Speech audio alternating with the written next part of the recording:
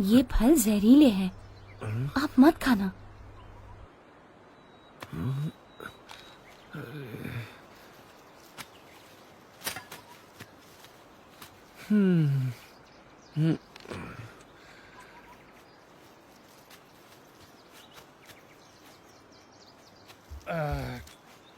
अब तो बहुत भूख लग रही है और कुछ खाना मिले ना मिले ये फल खाकर काम चला लेते हैं। हाँ भाई, कुछ नहीं तो ये फल ही सही।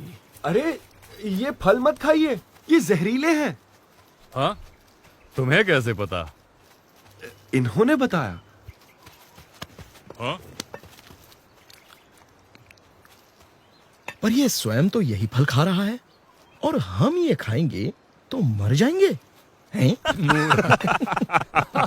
ऐसी अर्थहीन बातें करने वाला कौन है ये? ये महापुरुष हैं, इनकी बात मानने में भलाई है।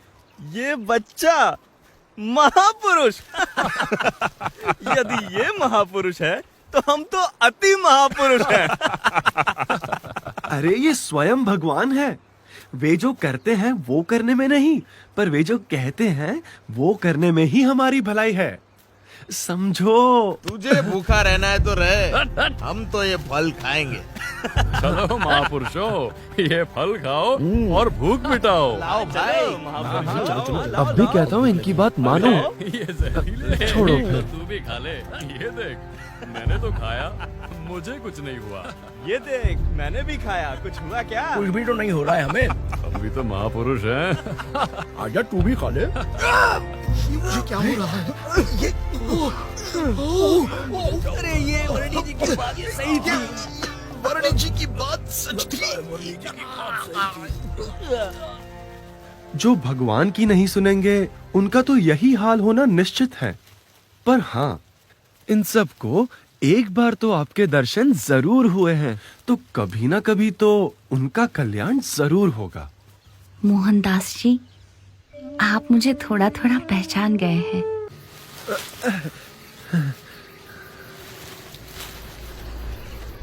शिकारी पशुओं की तो भरमार है यहाँ, कहीं से भी सामने आ सकते हैं।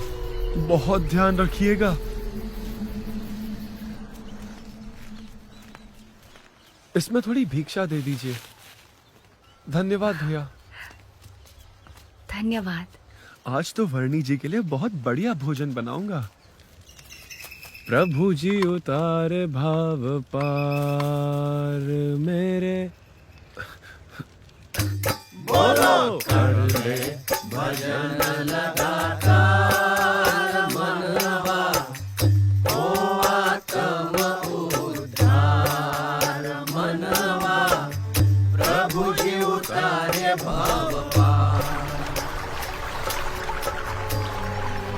वर्णी जी सो गए, मैं भी जरा आराम कर लेता हूँ। लाइए मैं आपको स्नान करा देता हूँ वर्णी जी। नहाइए। आपकी सेवा करने से ऐसा आनंद मिलता है जैसा भगवान की सेवा करने से मिलता है।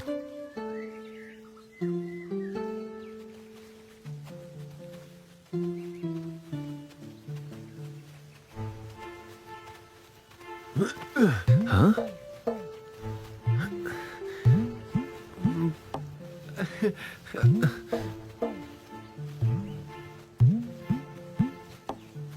ये कमंडलू बहुत सुंदर है।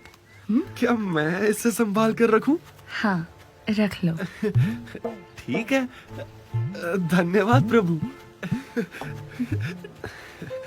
मोहनदास जी, आप सब कुछ त्याग कर साधु किस लिए बन गए हो? प्रभु प्राप्ति के लिए, मोक्ष पाने के लिए। भर्तृहरि और गोपीचंद दोनों बड़े राजा थे। हाँ थे। अपने समग्र साम्राज्यों को त्याग कर वे मोक्ष पाने के लिए निकल पड़े थे, पर अपनी झोलियों को टांगने के लिए एक छोटी सी खूंटी के लिए लड़ पड़े थे। लो बोलो। इसकी रचना बहुत सुंदर है।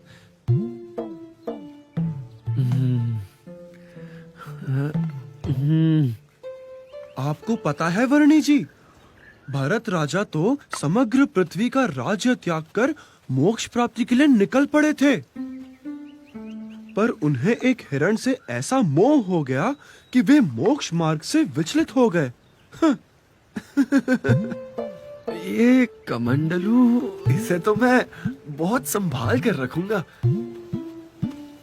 चौवन जी और सौभरी जी ने उस हद तक तप किया था कि वे देह भाव से परे हो गए थे, पर इतना कुछ करने के बाद भी वे माया के क्षुल्लक सुख में मोहित हो गए थे। लो, उनको भी ऐसा हो गया। बड़ा अजीब है ये माया का चक्कर। हाँ, वैसे आप इसका करोगे क्या?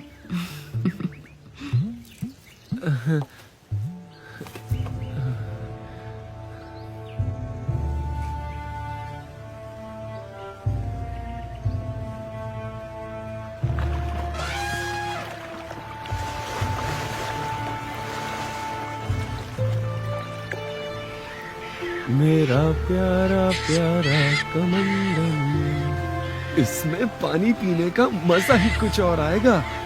इसे संभाल कर रखता हूँ, क्योंकि प्राण जाए पर कमंडलू ना जाए। ये कमंडलू मुझे दे दीजिए। हाँ हाँ, जरूर, लीजिए। यहाँ से नदी पार कर लेते हैं।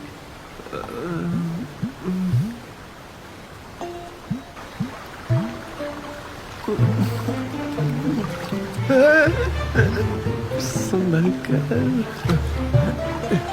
संभल कर। बच गया।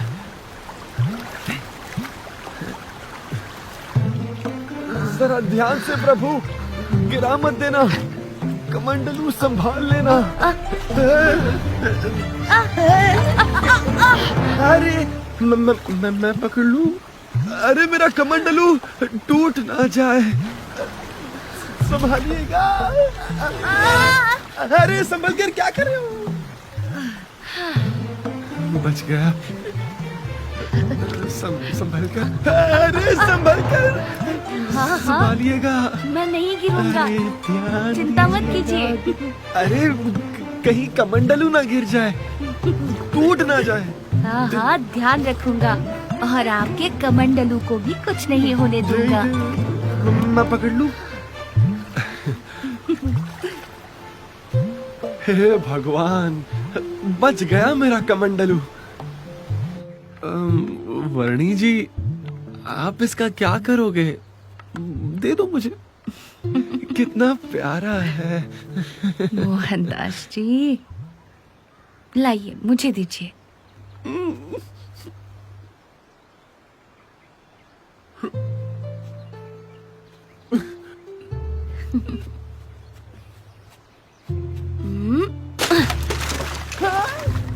क्या कर दिया आपने? अरे क्या? सत्यानाश!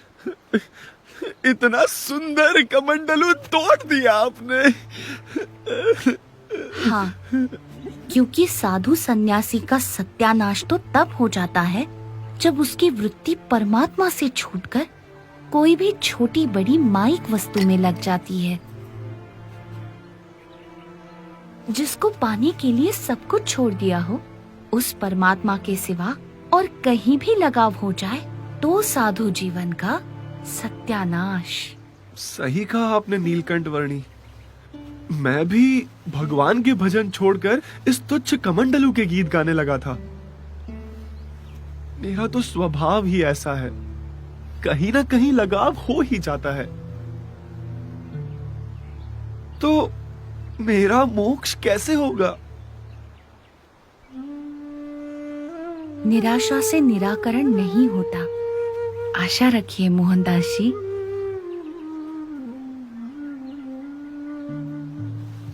हाँ, आप कृपया मेरा मार्गदर्शन करते रहना।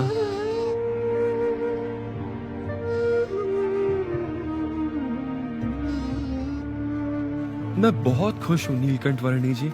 मैं भगवान को ढूंढने की साधना कर रहा था और आप मुझे मिल गए। अभी आप थोड़े समय के लिए यही कहीं किसी तीर्थ स्थान में बस जाइए। समय के चलते पश्चिम दिशा में आपको पुनः मेरा योग होगा और आपका मोक्ष भी होगा।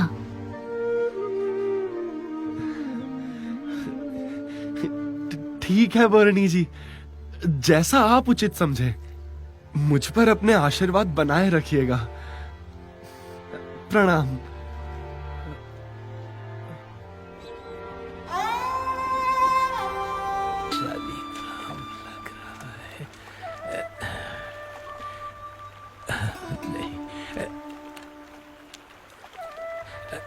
पक्का होगा। और ढूंढता हूँ, शायद इससे भी अच्छा मिल जाए। आप कुछ ढूंढ रहे हो? हाँ, सच्चे शालिग्राम। इस विस्तार में अनगिनत पत्थर हैं, ऐसे काले काले। और ऐसे अनगिनत पत्थरों में से कभी कभार एक सच्चे शालिग्राम मिल जाते हैं। बड़े अमूल्य होते हैं सच्चे शालिग्राम, क्योंकि सच्चे शालिग्राम की मूर्ति में भगवान बसते हैं। यदि वो मिल जाएं तो बस भाग्य उजागर हो जाए, कल्याण ही हो जाए अपना। क्या मूर्ति में भगवान सचमुच होते हैं? हाँ, वैसे तो परमात्मा कण कण में व्याप्त है और परमात्मा ने प्रमाणित की हुई मूर्ति में तो उनका वास जरूर होता है। परमात्मा और कहाँ बसते हैं? अपने धाम में, और यहाँ इस पृथ्वी पर ब्रह्म स्वरूप संत में। जैसे इन अनेकों में से कोई एक शालिग्राम होते हैं, वैसे अनेक प्रकारों में एक सच्चे प्रकट ब्रह्म स्वरूप संत होते हैं, जिनमें साक्षात परमात्मा का सांगोपांग निवास होता है। परमात्मा स्वयं या ऐसे ब्रह्म स्वरूप संत ही जीव को परम कल्याण का मार्ग दिखा सकते हैं। और इसीलिए उन दोनों की प्राप्ति भी अति दुर्लभ है।